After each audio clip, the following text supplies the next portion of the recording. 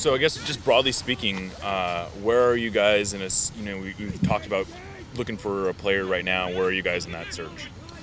Yeah, we're right in the thick of it. As I said, we're going to get the scouts together, give us an opportunity with our staff, with the whole scouting department, everybody together to look at the guys, discuss them, start to narrow things down.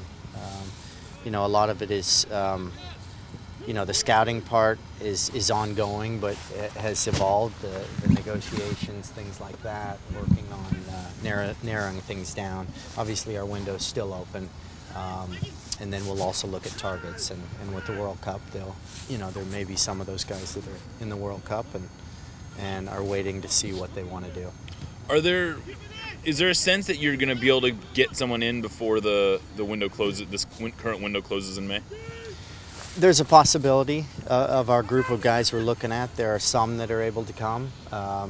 Realistically, it may be in the summer window. We just have to see how things play out.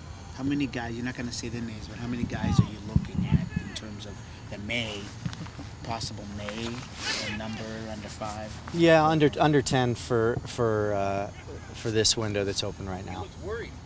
And where are you in that process, just talking to the various players then? Yeah, I think watching them live, some of that has been done. It's continuing.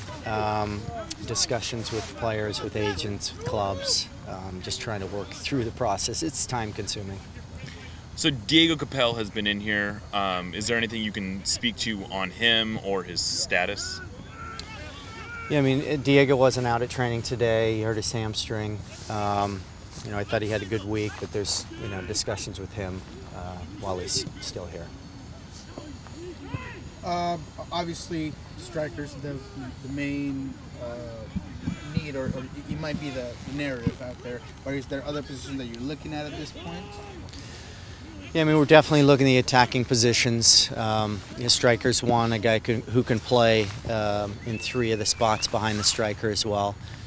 So I think we're open to 4 spots really, we'd like to have somebody contribute and score goals and help create goals. How do you go about balancing I don't know how desperate of a need you feel like you have right now, but how do you go about balancing the desire to get someone in sooner versus getting someone in that might be here for 3, 4, or 5 years? Yeah, I mean, I think we need to look at the long-term signing of this. It's an important position, an important player coming to the club, so you have to look at a guy who's going to be here consistently, contributing to the club. I mean, at the moment, we'd like to get some guys healthy and on the field, and I think that is happening. We're starting to get guys back, and I think getting a win under our belt, everyone will feel a lot better if we can get started there. And then you're looking at this position as someone who's going to come and help the club and be here long term. So is that a young guy? It's not an old guy, but what are the age, the technicality? I mean, the technique he's got. What are some of those things that you look at, given your 3-4 year window you're looking at? Yeah, I mean, I think you can, you got to look at the individual, the player, the range of age. You're looking from 20-year-old to 30. And I think you're looking at guys who are professional, take care of themselves, what their motivation is to be here, how they would interact and play with our players that are currently on our roster. So the focus on our current roster and how we play, that also plays into the types of players we bring in here. But having a player who has a desire to come to the United States, has a desire to come to Seattle, and wants to win championships. We want guys who are going to work hard and want to win. As a follow-up to Jeremiah's question, sort of, you want to have a guy here for a long time. Is that kind of why Seattle maybe wouldn't consider loaning, like getting a loan player? It seems like you guys always want to buy a player. I think we're looking at all possibilities. A loan is an option. We consider loans as well.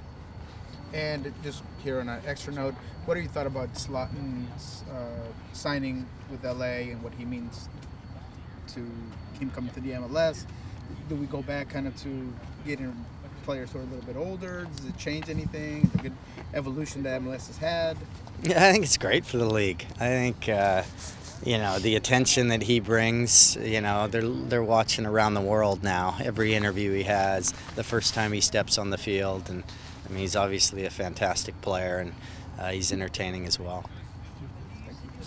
Lastly, nice get one in on Christian getting his 3rd cap last night. Just kind of his growing progression with the national team and what that does for his development. Yeah, really happy. You know, I wish he could have got more minutes in the game. I'm curious to see how the week of training went for him, because that's always important, how you performed every day in training.